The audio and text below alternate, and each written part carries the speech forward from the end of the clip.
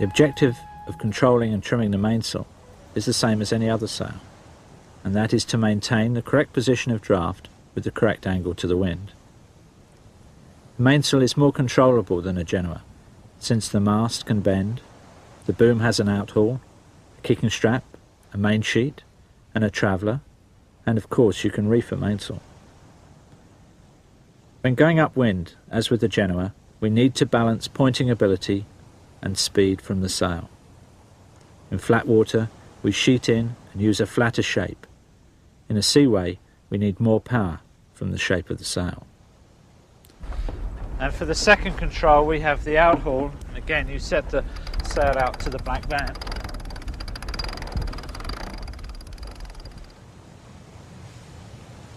Okay, now we have the final control, which is major control, which is the main sheet, which we use to set the sail to the wind. And right at the end we have two fine controls for adjusting the balance of the boat when we're sailing along. The first is the traveller, and secondly we have the Cunningham for the fine tuning of the shape of the sail. Okay, that goes through the prime controls. Now we'll settle down and set the mainsail up properly to get the boat to go as fast as possible. And I see that there's a little bit too much weather helm. We just ease it down the track a little bit to let the helm ease off a bit and the boat speed accelerate. And then a little more main sheet.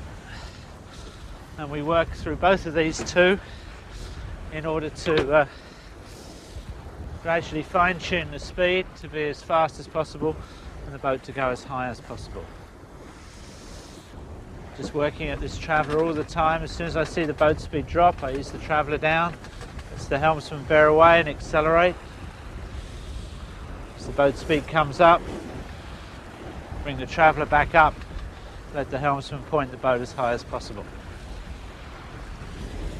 Alright, the top tail is stalled out here, so I'll just ease the traveller down until it starts to fly, and this should give us the maximum speed.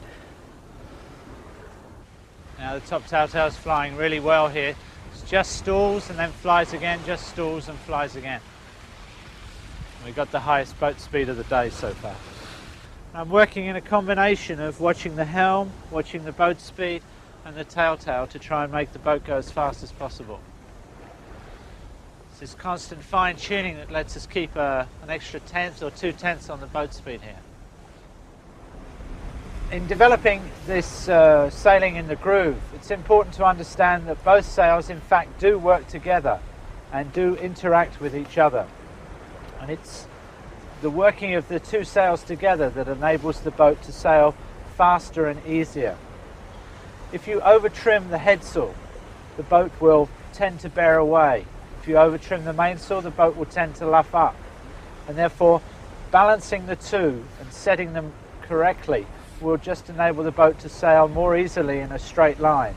You will need to use less helm, therefore less drag, and the boat will go faster. Practicing to set the boat up in the groove, we've adjusted the sails and trimmed them and made the boat perform as best we can. But this time it's quite a good idea to make some notes of exactly what's happened. And to make this easy, it's good to have marks on the halyard, on the car position and the sheets, so that you can reproduce the conditions another time. For different conditions you'll have a different set of notes, and therefore you can go into a race and be sailing along and say, okay, we've already tried this, look up your notes and reset everything up to good boat speeds that you found before.